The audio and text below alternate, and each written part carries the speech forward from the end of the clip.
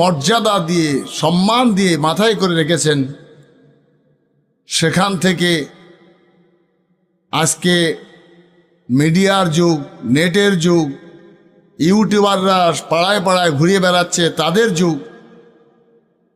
এখন তো আর সেই দিন নেই যে মানুষ অন্ধের মতো সব মেনে নেবে। মানুষ অতটা ধর্মভীরু, অতটা অন্ধভক্ত মানুষ এই যুগে হবে এটা আশা করা অন্যায়। সেই জন্যে যারা তাদের সঙ্গে জড়িত, মোজাদ্দুজ্জামান এবং 5 হুজুর কেবলার সঙ্গে, সে আওলাদদের মধ্যে হতে পারে, মুরিদ মোতাকিদিনদের মধ্যে হতে পারে, ওলামায়ে সিলসিলায়ে ফুরফুরা শরীফ হতে পারে, বক্তাগণ হতে পারে, দাদা হুজুর কেবলার আওলাদদের মধ্যে হতে পারে।